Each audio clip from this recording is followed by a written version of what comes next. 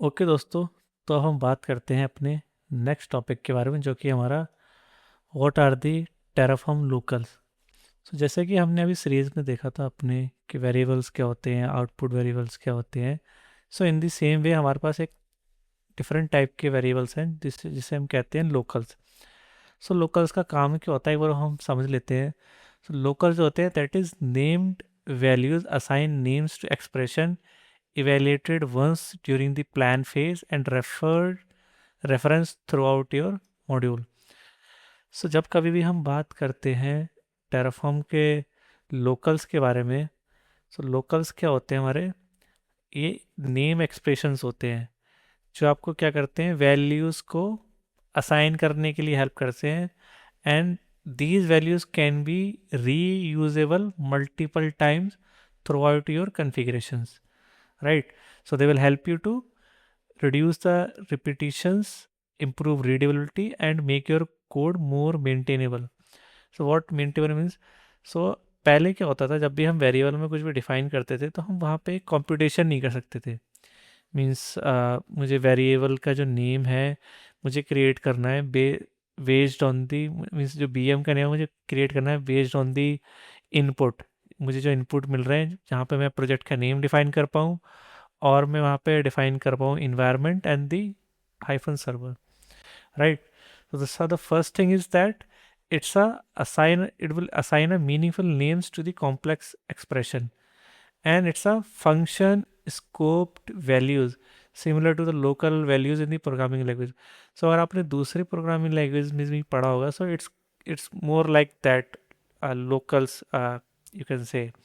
Then it is module scoped, so it will exist only within the module that define them। so जब कभी भी हम बात करते हैं मॉड्यूल स्कोप्ड मीन्स ये हमारे AWS में कहीं भी रेफर नहीं करे जाते। और जब कभी भी हम अप्लाई करेंगे टेराफॉर्म का कोड को तो ये स्टेट फाइल में भी नहीं जाते, right? So it is just to do the computation और रीड ऑनली पर्पस के लिए होते हैं। मीन्स मुझे कैलकुलेशंस करनी है, 2 × 2 = 4 होगा, सो मैं इसके अंदर कर सकता हूँ, बट मैं वेरिएबल्स के ब्लॉक के अंदर वो कैलकुलेशन नहीं कर सकता, right? So for the these kind of complex computations we can use this, right? सो एक मेरे पास एग्जांपल है, इस एग्जांपल के थ्रू हम देख लेते हैं एक बार कि लोकल्स होते क्या है। तो सबसे पहले हमें एक ब्लॉक डिफाइन करना होता है लोकल्स का। सो आप देखेंगे it will start with the S, right? But हम जब इस लोकल को यूज़ कर रहे हैं, जैसे हम वेरिएबल्स को यूज़ करते थे, where dot and the name of the variable. So here also what we are doing that कि नाम तो हम जब हम जो क्रिएट कर रहे हैं, डिफाइन कर रहे हैं यहाँ पे वेरी लोकल्स को, सो यहाँ पे एस यूज़ कर रहे हैं। बट जब हम इसको यूटिलाइज कर रहे हैं in with in the code, right, so हम वहाँ पे लोकल यूज़ कर रहे हैं, नॉट लोकल्स। ओके, सो देख लेते हैं हम एक बार एग्जांपल के साथ कि हम इसको कैसे डिफाइन कर सकते हैं, right? So let's move to the code. So मेरे पास अभी एक कोड है जो कि है एक EC2 इंस्टेंस का, जहाँ पे हम एक EC2 इंस्टेंस क्रिएट कर रहे हैं, राइट? सो मैं क्या चाहता हूँ कि जो मेरा डेवलपर्स हैं वो अपना इन्वायरमेंट बता पाएँ कि वो किस इन्वायरमेंट के लिए, वो डेवलपमेंट इन्वायरमेंट के लिए है या फिर वो स्टेजिंग इन्वायरमेंट के लिए, टेस्टिंग इन्वायरमेंट के लिए, प्रॉड के लिए। सो अगर वो VM क्रिएट कर रहे हैं हम लोग, सो हम कैसे उसको एक इन्वायरमेंट का नाम देंगे, किस प्रोजेक्ट को बिलोंग करता है वो VM, कैसे हम इसमें ऐड कर सकते हैं, राइट? सो जो अभी जो मेरा टेराफॉर्म का नेम है, सो आप देखोगे कि कुछ इस टाइप का आ रहा है। अगर मैं इसका टेराफॉर्म अप्लाई भी करता हूँ, यहाँ पे टेराफॉर्म अप्लाई भी करूँगा, हाइफन ऑटो हाइफन अप्रूव, सो ये क्या करेगा, एक VM क्रिएट करेगा जो कि होगा हमारा with the name of Terraform VM-1। But this is not the good practice. Means मेरे को नाम तो मिल रहा है कि टेराफॉर्म ने एक VM क्रिएट किया, उसका नाम -VM-1 है। सो मुझे चाहिए कि एक मैं स्ट्रक्चर्ड नाम दे पाऊँ, जिस स्ट्रक्चर नाम से क्या हो कि मैं आइडेंटिफाई कर पाऊँ कि ये जो VM है मेरा किस इन्वायरमेंट को बिलोंग करता है और किस प्रोजेक्ट में टैग्ड है, राइट? सो अभी आप देखोगे कि मेरा एक जो VM है वो क्रिएट हो गया है। सो एक बार देख लेते हैं, नाम भी देख लेते हैं उसका, इंस्टेंस का हम यहाँ पे, so let me go to EC2 instance.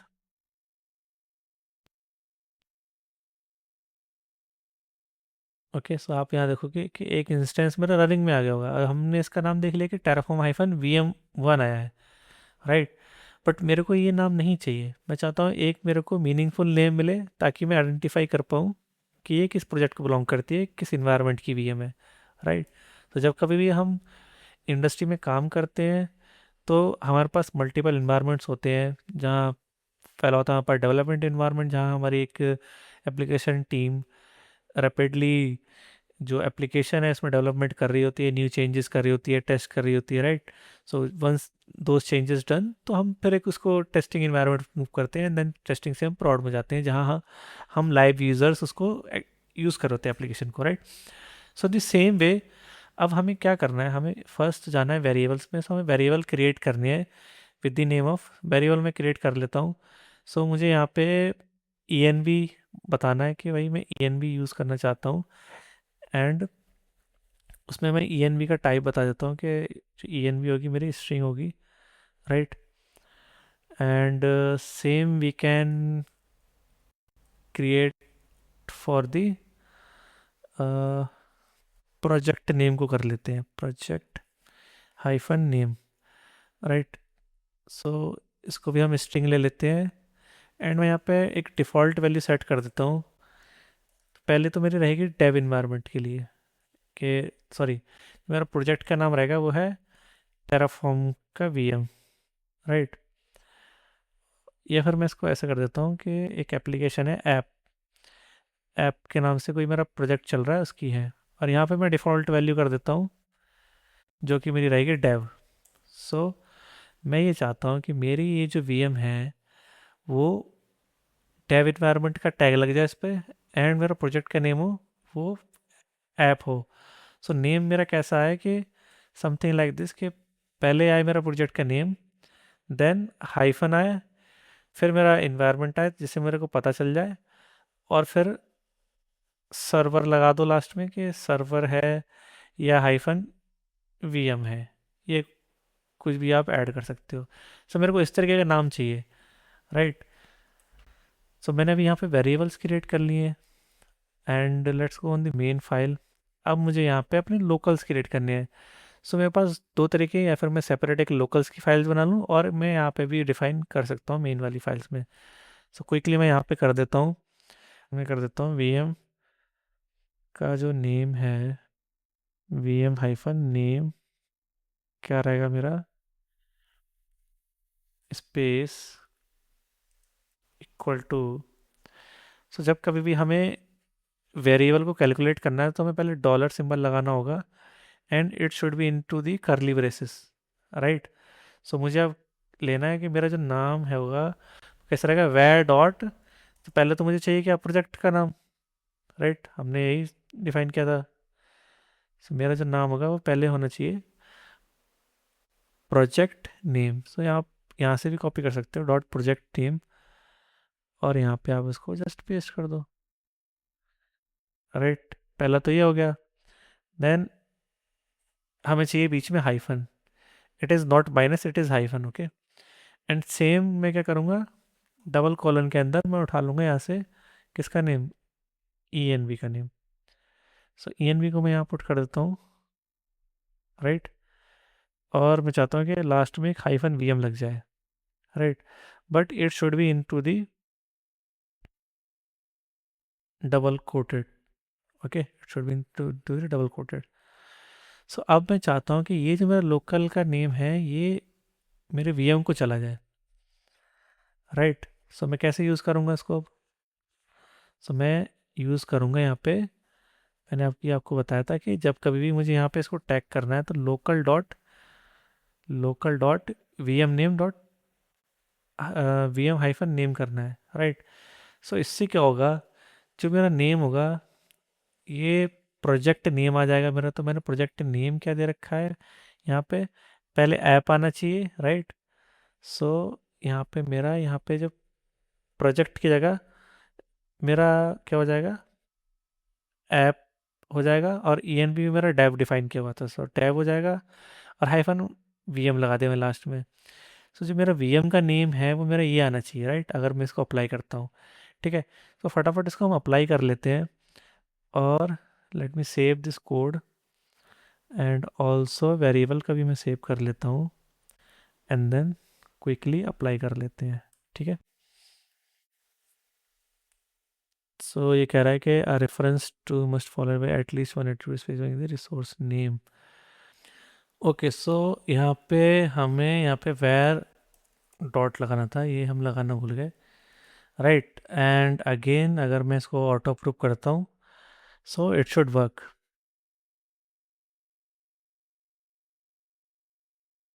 So right, so it is refreshing the state and it is changing the name from Terraform VM1 to app tab hyphen VM। so यही हमारे को चाहिए था, right. सो अगर हम अपने instance वापस जाते तो मेरा ये नेम चेंज हो जाना चाहिए, right. Okay, so here you go. So अगर आप देखोगे कि यहाँ पे आपका जो नेम है वो चेंज हो चुका है। सो आपको एक मीनिंगफुल नेम मिल गया। सो अगर आप दूसरा वीएम क्रिएट करते हो, सो आपको दूसरे वीएम पे भी सेम नेम मिल जाएगा। या आप अगर चेंज करना है, so again you have the computation option, right. So अब नेक्स्ट बात करते हैं हम। हमारे पास एक होता है लोकल्स एंड वेरिएबल्स। सो एक बार डिफरेंस समझ लेते हैं कि भाई हमने लोकल्स तो हमने डिफाइन कर दिया, बट इसका पर्पस क्या है and how it is different from the variables. So let's understand the key differences when to use each, right. So समझ लेते हैं पर्पस क्या होता है। सो वेरिएबल हमें कब करना होता है, जब हमें एक्सटर्नल इनपुट चाहिए। मीन्स मुझे अगर यूज़र से इनपुट चाहिए, सो उस केस में क्या करना होगा, मुझे इनपुट चाहिए किससे, यूज़र से चाहिए in the form of variables. And it is locals होते हैं वो इंटरनल लॉजिक एंड कंप्यूटेशन के लिए होते हैं, मुझे कैलकुलेशंस करनी, जैसे मुझे अभी नाम बनाना था, राइट। बट प्रॉब्लम ये है वेरिएबल्स के अंदर कि मैं कंप्यूटेशंस को परफॉर्म वेरिएबल के अंदर नहीं कर सकता। That's the main challenge, right. And here user control की बात कर लेते हैं कि यूज़र कैसे कंट्रोल करता है वेरिएबल्स को। सो वेरिएबल जो होते हैं हमारे रन टाइम पे सेट होते हैं। तो जब कभी भी वो जो मैंने नेम डिफाइन किया हुआ था डैब का, राइट, सो वो क्या हुआ, रन टाइम पे अप्लाई होता है। एंड ये जो इनपुट्स होते हैं, वेरिएबल के जो इनपुट्स होते हैं वो हमारे स्टेट फाइल में भी सेव होते हैं, but it is for the computed internally. Okay, so जिस इसका जो आउटपुट होता है या इसके जो कंप्यूटेशंस होते हैं वो हमारे स्टेट फाइल में रिफ्लेक्ट नहीं होते हैं। देन स्कोप समझ लेते हैं। स्कोप होता है कि can pass to child modules. So अगर आप एक और कोई फाइल बनाएंगे सो आप उसमें भी पास कर सकते हैं। मीन्स आप और फाइल से बनाएंगे तो उसमें भी पास कर सकते हैं, और मॉड्यूल्स बनाएंगे उसमें भी पास कर सकते हैं। But this is module scope. So हमारे पास एक टेराफॉर्म में मॉड्यूल टॉपिक भी है।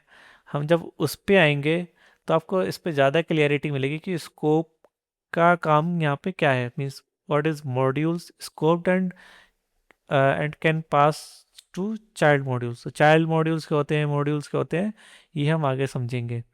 स्टेट क्या होती है, सो not stored in the state and this will also not stored in the state।